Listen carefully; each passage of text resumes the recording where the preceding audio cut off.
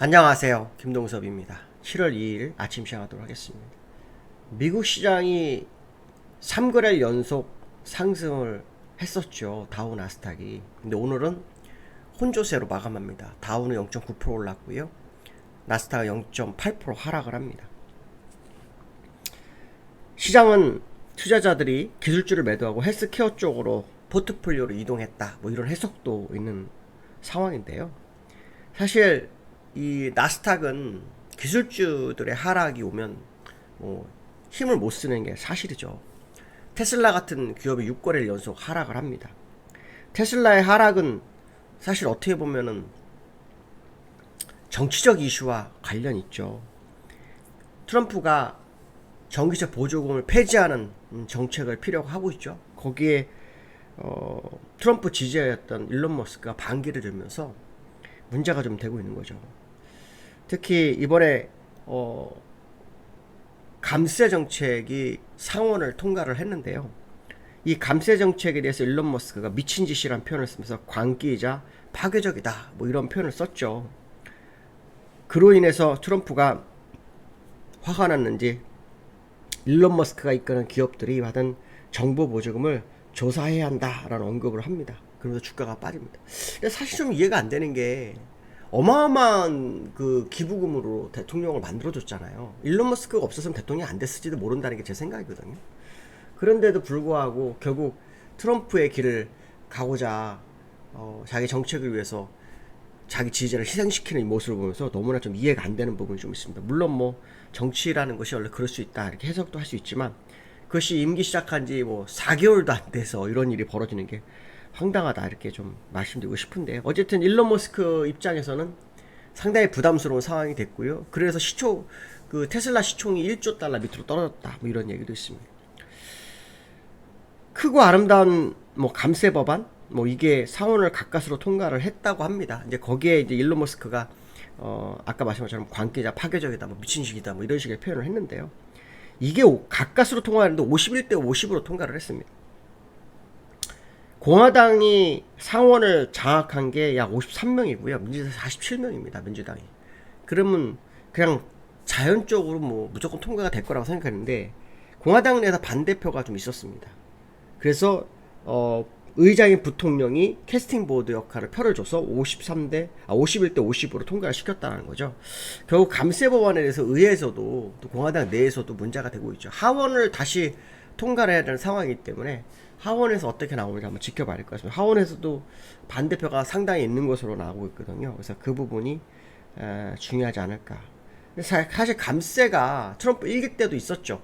그래서 그 당시에도 감세가 이제 셀프 감세라 그래서 트럼프 대통령 자체가 그 감세를 받는 그런 상황이 발생했었는데요. 그래도 그 감세가 시장을 끌어올렸던 부분이 있기 때문에 지금 트럼프의 감세안이 관세안을 이렇게 상쇄시킬 수 있을지 이건 봐야 됩니다. 또 그 감세와 관세는 많이 다른 거잖아요. 세금을 덜 낸다고 해서 관세로 인해서 물가 오르는 거를 막지는 못할 거다라는 게 제 생각이거든요. 그래서 이 부분을 시간을 두고 한번 확인해야 될 상황이고요. 제롬 파월 의장이 ECB 유럽 중앙은행이 주최한 신트라 포럼이라는 곳에서 관세가 없었다면 이미 추가 인하를 했을 거다, 금리 인하를 했을 거라는 표현을 씁니다. 결국 관세 우려를 연준이 계속 지켜보고 있구나라는 생각을 하게 하는데요.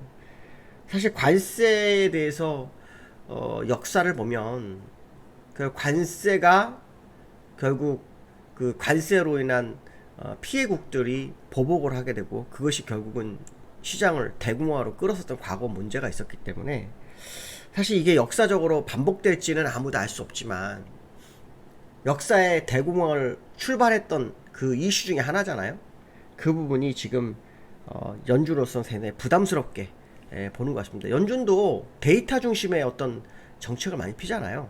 지난번에 그 벤 버냉키가 양적 완화할 때는 데이터가 아니라 그 학문적으로 접근을 해서 성공을 했는데 대부분 이 연준은 데이터를 중심으로 보다 과거 데이터를 상당히 중시하고요. 또 지표 나오는 데이터를 되게 중요합니다. 그래서 아마 과거 역사를 아마 생각하는 것 같죠. 이 관세 문제가 더 커졌을 때 금리를 다 내려버리면 그로 인해서 대응책이 없을 수 있겠다. 뭐 이런 생각을 해볼 수도 있는 거죠. 그래서 어쨌든 여러 가지 상황이 연준으로 하여금 금리 인하를 못하게 했다. 이런 해석도 좀 됩니다. 물론 뭐 제롬 파월과 트럼프가 서로 안 좋은 척을 지고 있는 상황도 있지만 그래도 세계 경제 대통령 입장에서는 데이터를 볼 수밖에 없는 거 아니냐 이런 해석도 되고 있고요. 다음 주는 시장에 이제 가장 중심이 되는 이슈 중에 하나가 다음 주에 있는 90일 유예 조치가 끝난다는 겁니다. 고율관세. 그러니까 지난번 사후관세를 90일 유예를 했잖아요.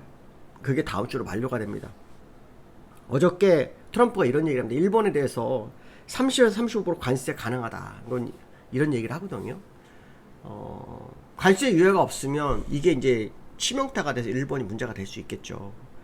근데 이제 왜 이런 얘기를 할까요? 협상이 진행이 되지 않고 있는 거거든요.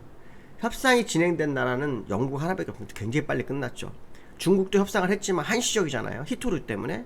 나머지는 지금 된 데가 없어요. 캐나다도 지금 협상만 하고 있을 뿐이지 결과는 없는 상황이란 말이에요. 그래서 이런 부분들이 트럼프로 하여금 뭐 강수를 두게 하는 상황이 아닌가. 실제로 트럼프는 관세가 불필요하다 얘기하고 있고 스콧 벤센트는 지난번에 그 트럼프 발언 전에 9월 1일까지 유예 가능성을 언급했거든요. 그래서 저는 사실 9월 1일까지 유예 가능성을 열어두고 봅니다. 시장이 파국으로 치닫게 되면 미국도 좋지 않습니다. 미국이 생산한 물품을 수출했을 때 다른 나라에서는 보복으로 애국 소비를 할 수도 있어요. 그렇게 되면 미국은 결국은 문제가 될 수 있다는 거죠. 그게 이제 시장에 문제가 될 수 있다.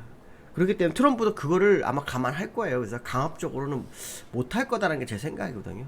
뭐 중국도 뭐 145%, 165% 올렸다가 결국은 어떻게 했습니까? 그냥 멈췄잖아요. 멈췄습니다. 낮췄다는 상황이죠. 그래서 아마 이번에 그 관세 유예가 저는 될 거라고 보는데 트럼프의 불필요가 시장을 파괴적으로 만들지 한번 지켜봐야 될 것 같습니다. 어쨌든 시장은 별로 중요하게 생각하지 않는 부분도 좀 있다라는 거죠. 왜냐하면 유예 기간이 다가오는데 시장은 오르잖아요. 다우도 계속 오르고 있고 그런 모습을 보이는 건 특징이다 이렇게 보시면 될 것 같습니다. 나스닥과 다우의 흐름을 보시면 다우는 0.5% 올라와서 지난번 고점 지금 4일 연속으로 양봉을 주고 있는 상황이고요. 나스닥은 요거 돌파해놓고 다시 회귀하는 모습이 보이고 있습니다. 요 고점을 돌파하고 다시 회귀하는 모습. 그래서 나스닥이 돌파가 되면 제가 시장에 대해서 약간 생각을 좀 해보겠다라는 어떤 그 얘기를 어떻게 공개 방송에도 잠깐 얘기를 했었는데요. 일단 약간 돌아오는 그런 상황도 있다 이렇게 보시면 될 것 같습니다. 어쨌든 뭐 시장은 아주 강세 마인드가 유지되고 있는 거, 특히 그 무역 협상을 해결하는 과정 속에서 주가가 다시 제자리로 돌아온 거는 상당히 의미가 있지 않을까 그런 생각을 해봐야 될 것 같고요. 그 다음에 해외 지수, 해외 종목들에서 엔비디아하고 테슬라가 좀 다른 흐름을 보이고 있죠. 엔비디아는 오늘 좀 빠졌습니다. 2.9%. 많이 올랐기 때문에 누르는 거라고 할 수 있는데 테슬라 같은 경우에는 뭐 완전히 미끄러지고 있죠. 오늘 거의 5%대 하락합니다. 그래서 지금 밀렸죠. 사실은 새로운 파동을 가야 되는 자리에서 일론 머스크와 테슬라의 발언이 일론 머스크와 트럼프의 발언이 테슬라 종목을 좀 누르고 있는 그런 상황이다 이렇게 보시면 될 것 같고요. 어저께 이제 국내장이 급등을 해가지고 사실은 그 3130을 넘겼었어요. 근데 막판에 밀려가지고 주가가 거의 뭐 코스피는 0.7% 정도 올랐고요. 0.5% 정도 올랐고 선물은 뭐 강보합까지 밀리는 그런 상황이 나오는데요. 지금 시장의 이슈는 상법 개정안이죠. 상법 개정안은 이번 주에 통과 가능성이 제기되고 있죠. 왜냐하면 6월 회기가 끝나는 시점 이번 주기 때문에 특히 국민의힘 야당도 개정안을 찬성했다 이런 분위기가 형성되고 있습니다. 그래서 이 상법 개정안이 통과가 되면 시장에는 의미가 좀 있지 않을까 생각이 좀 들거든요. 소액주주의 의결권 가치를 반영하고 주주 환원 기대감을 좀 키울 수 있기 때문에 또 그렇고 내용을 보면 집중 투표제가 있고요. 이사 충실의 의무 대상이 회사에서 주주로 바뀐다고 하죠. 그러니까 이런 부분들이 시장을 좀 더 투명하게 만들고 시장을 좀 끌어올릴 수 있다라는 해석이 된다고 한다면 어저께 왜 밀렸을까에 대한 의문점이 좀 생긴다 이렇게 보시면 될 것 같고요. 특히 어저께 수급적으로 외국인과 기관은 매수였어요.